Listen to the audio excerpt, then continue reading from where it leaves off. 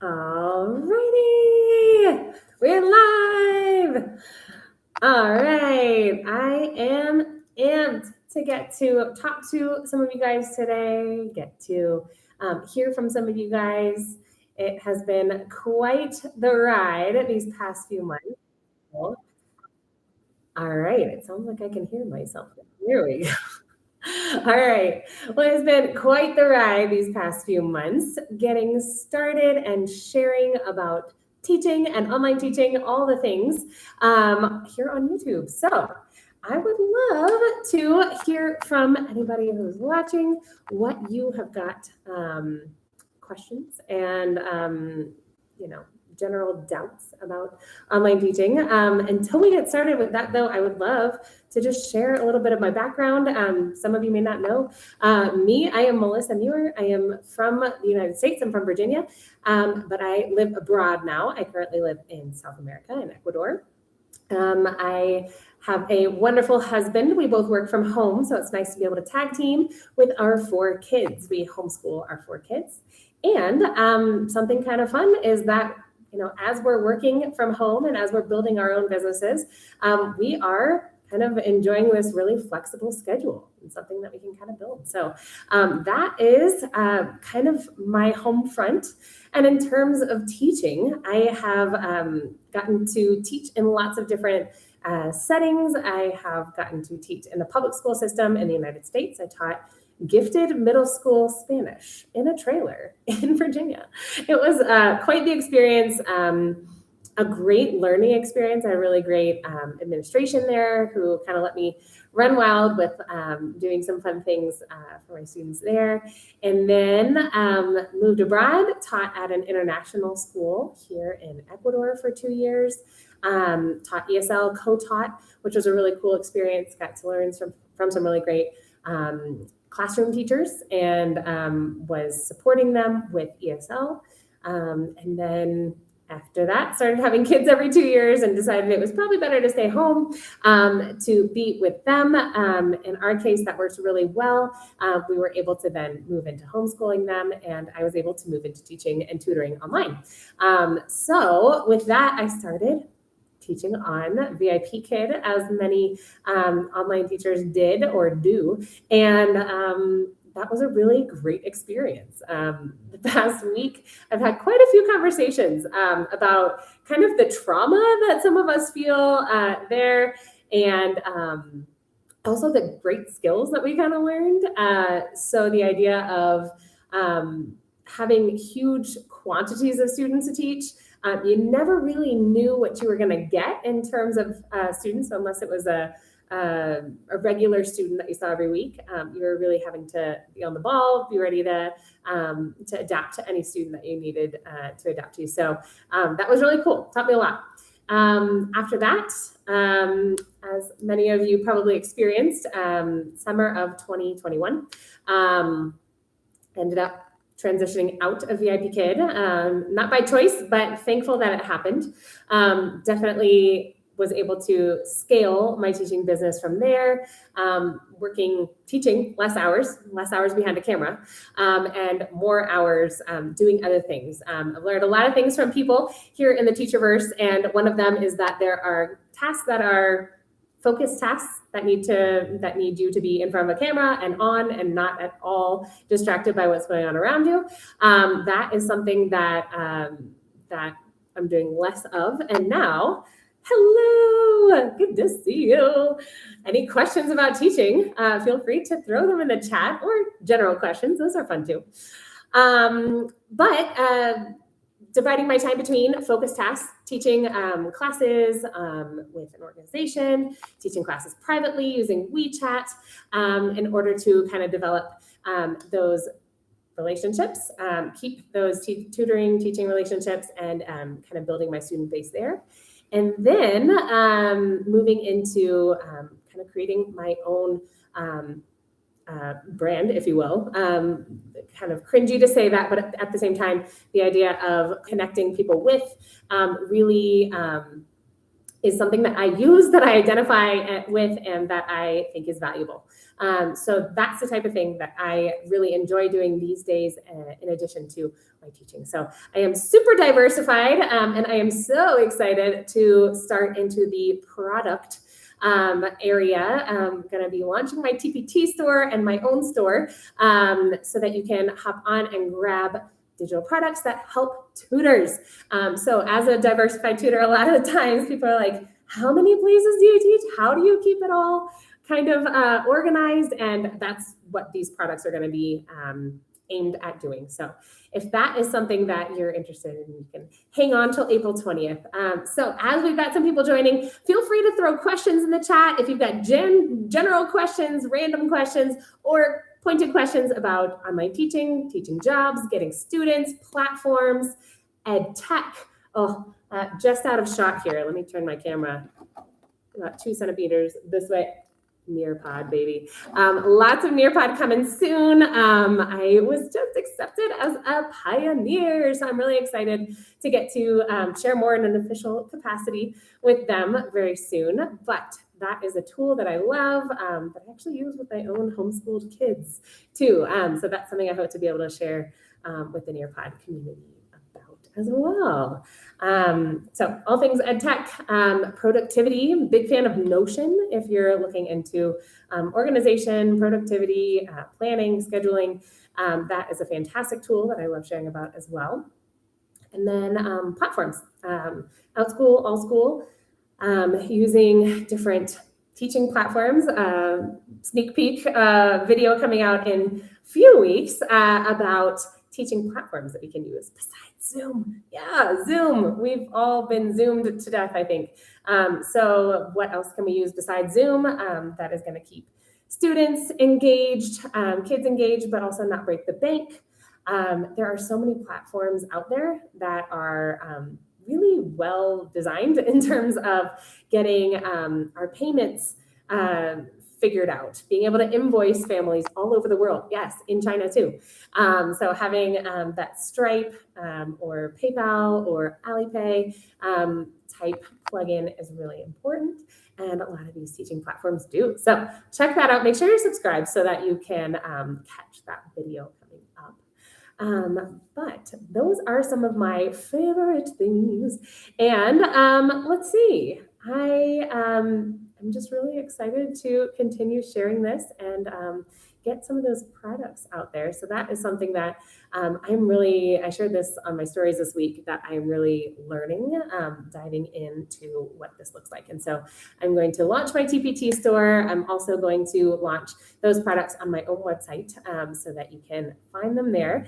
If you're already acquainted with my teaching website, on my Instagram and Facebook profiles, you can find my link tree, and that will get you to my website.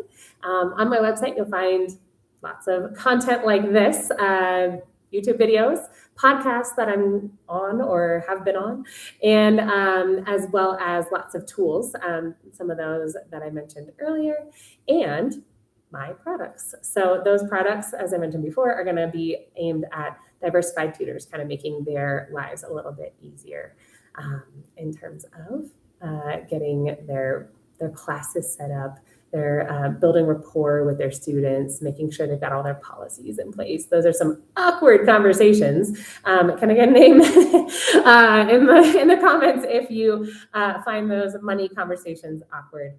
I know at the beginning, all right, story time. After the whole VIP Kid decline, I was on WeChat, and so I was able to kind of keep in touch with some of those students. And again, this is where my products came from, these ideas and these struggles that I had. So I was communicating with these parents on WeChat and saying, sure, I would be happy to set up classes for your child. Let's schedule. So we find schedules. Thankfully where I live, we don't have daylight savings time, so that wasn't a big deal, but I know that is a factor for a lot of people. Hopefully not for much longer. Come on, US, pass those laws. But getting rid of daylight savings time will behoove online teachers for sure. However, that was part of the scheduling deal. And I didn't even add in a cancellation policy. Didn't even occur to me that I needed one. Also, pricing. I was like, all right, I was making this amount. I was making, about $10 per class, which came out to about $20 per hour. And that was on VIP Kid. But they were taking care of all the payments and scheduling and stuff like that. Now that's on me.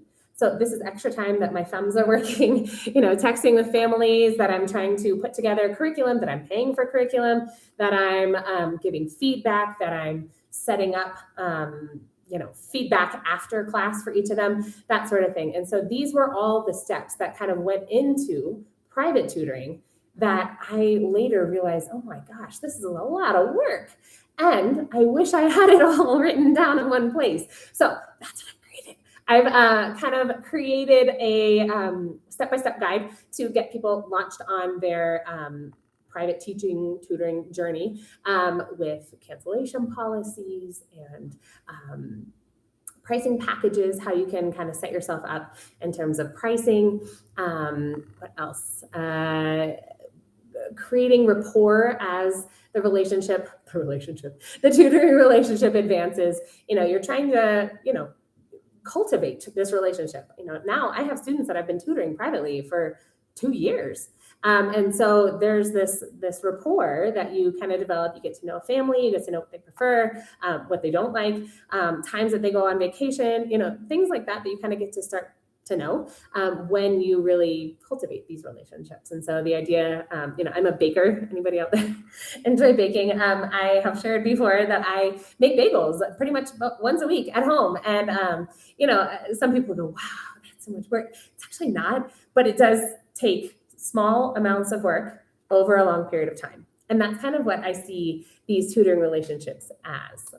You're fostering, you're adding yeast, you're adding sugar, you're adding warm water, you're making the yeast activate in order to make the dough rise, then you're leaving it, you're coming back to it, you're forming it, you're shaping it, then you're putting it in the fridge for a slow rise, and then you're going to poach those bagels in the morning, and then you're going to bake them. And all of those are very small steps. They don't take a long time, each of them, but they do add up and end up in great bagels. However, a teaching relationship with a tutoring student is very similar. You're going to need to make that first contact. You're going to need to set up, figure out if your schedules are even compatible, figure out what their goals are, figure out what they want in terms of homework. Do they want any homework? I have students who their parents are like, no homework, please. They are busy kids. They don't need any more. Great, fine. I will make sure our class time is action-packed and very engaging.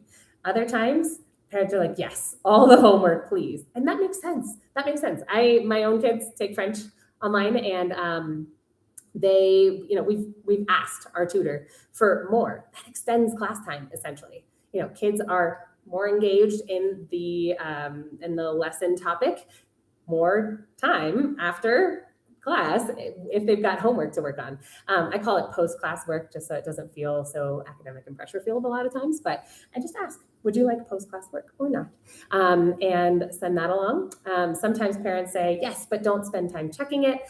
Sure, okay. If you're gonna kind of work on that end, that's okay. We'll move on in class, but I just want to know that it's done, that sort of thing. And then kind of figuring out what the logistics of a cancellation policy looks like. How much are you charging? A lot of times families, and I completely understand this again as a consumer of online classes as well, you want to get to know a teacher. You want to make sure you're not getting duped. You want to make sure that this teacher is legit. And so, personally, I want to make sure that I do excellent work for the families that I work with. That's just a moral thing inside me. I understand that that may not be the case always, and you're just kind of scraping by and doing what you want. Okay, make sure we need to vet the tutoring relationship. So I often give, the first bundle of classes are only 5. I just ask families to pay for 5 first classes, make sure we're all good. I check in along the way. Hey, would you like to make any adjustments? Hey, could you give me some feedback? Those first 5 classes, we finish those. After the 4th class, I say, okay, great. I'll be sending our next invoice for 10 classes. And this is just a way for me to cut down on admin time, really.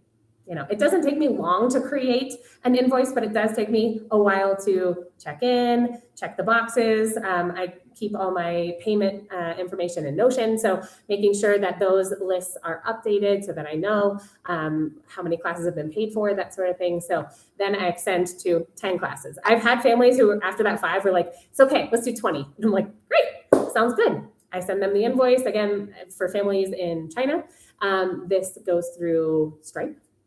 And super simple. It does take a little bit to get verified on Stripe, but as I mentioned that video about teaching platforms that are Stripe integrated or PayPal integrated, you can send those invoices through there. And actually, for almost all of them, I believe, you don't have to be Stripe verified. So I actually did this the hard way. I learned from online teacher dude Tim. If you have not checked him out, and for those that are here, feel free to throw your questions in the chat. I would love to hear from you, but I'm just gonna share some more, if that's okay with you guys. But I learned from Tim about how to set up Stripe, get verified on Stripe by making my own website. I have a website. I used Strikingly to create mine, and I've got a discount code on my Linktree, which I'll leave below as well.